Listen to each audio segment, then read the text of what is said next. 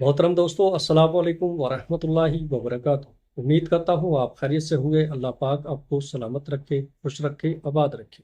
प्यारे अजीज दोस्तों, हर इंसान की ज़िंदगी में एक ऐसी ख्वाहिश होती है कि उसे कोई ऐसा हमसफ़र मिले जो उसकी मोहब्बत को समझे, उसके दर्द को बांटे और जिसके साथ ज़िंदगी का हर लम्हा सुकून और खुशहाली में बीते।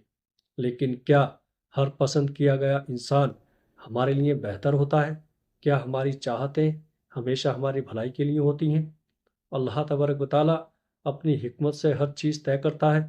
कुछ चीज़ें हमारी दुआओं से मिलती हैं और कुछ चीज़ें हमारी तकदीर में लिखी होती हैं।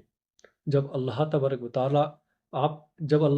तआला आपके लिए कोई इंसान मुकद्दर करता है, तो वो आपके लिए कई निशानियाँ छोड़ता है, ताकि आप पहचान सकें कि यही इंसान आपके लिए सही है। लेकिन इन निशानियों को समझने के लिए एक साफ नियत, सच्चा दिल, सब्र और तवक्कुल की ज़रूरत होती है। कुरान में अल्लाह तबारक व तआला फरमाता है, हो सकता है कि तुम किसी चीज़ को नापसंद करो और वो तुम्हारे लिए बेहतर हो, और हो सकता है कि तुम किसी चीज़ को पसंद करो और वो तुम्हारे लिए बुरी हो। अल्लाह जानता है और तुम नहीं जानते। प्यारे अजीज दोस्तों, अगर कोई इंसान आपकी ज़िंदगी में अल्लाह तबारक व तआला की मर्ज़ी से है, तो उसकी पहचान के लिए कुछ ख़ास निशानियाँ होती हैं। आइए उन निशानियों को गहराई से समझते हैं। नंबर एक, पहली निशानी, दिल का सुकून और इत्मीनान। जब कोई इंसान अल्लाह की मर्ज़ी से आपकी ज़िंदगी में आता है, तो उसका ज़िक्र करने से या उसके बारे में सोचने से आपके दिल को बेचैनी के बजाय एक अजीब सा सुकून महसूस होता है।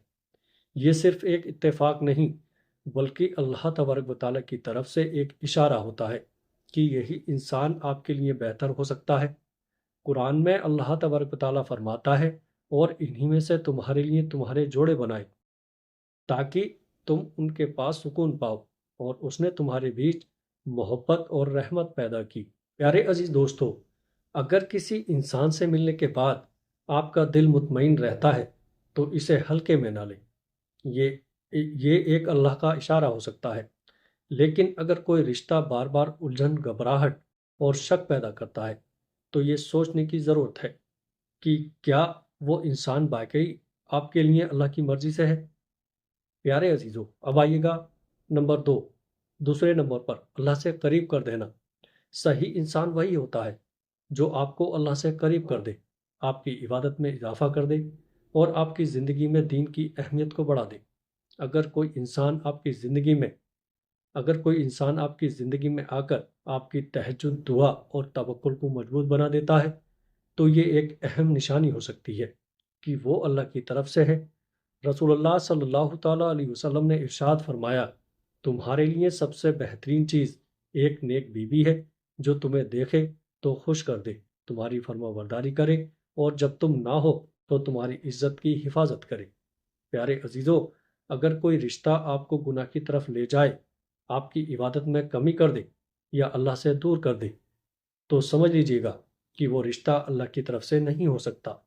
प्यारे अजीज़ों, अब आइएगा नंबर तीन, तीसरे नंबर पर राहों का आसान हो जाना।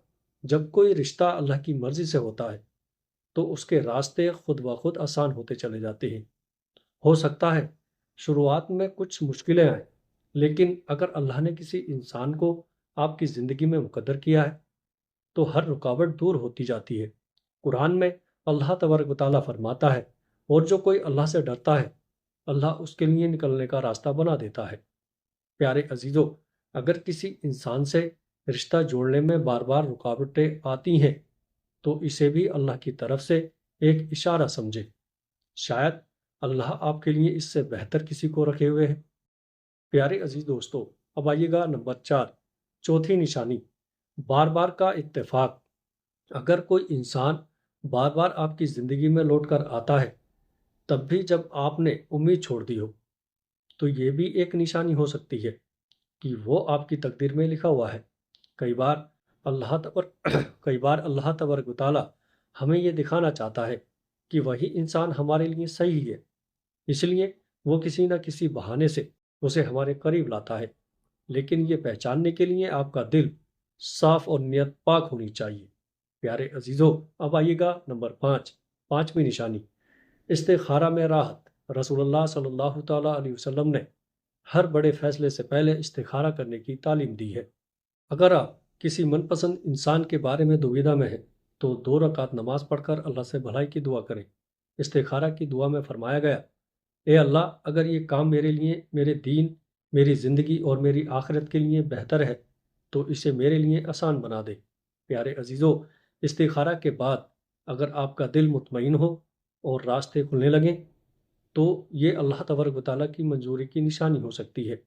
پیارے عزیزو، اب آئیے گا نمبر 6، چھٹی نشانی، نیک لوگوں کی تصدیق۔ اللہ کبھی کبھی نیک لوگوں کی زبان سے بھی آپ کو راستہ دکھاتا ہے۔ اگر بار بار نیک لوگ اور بزرگ کسی رشتے کی تصدیق کریں تو اسے ہلکے میں نہ لیں۔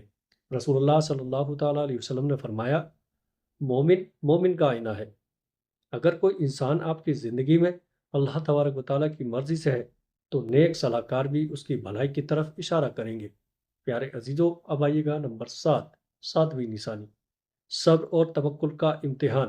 من پسند انسان ملنا کبھی کبھی صبر اور توکل کا امتحان بھی ہوتا ہے۔ اللہ آپ کو آزماتا ہے کہ آپ اس پر کتنا بھروسہ رکھتے ہیں۔ قرآن میں اللہ تبارک و تعالیٰ فرماتا ہے، بے شک اللہ صبر کرنے والوں کے ساتھ ہے۔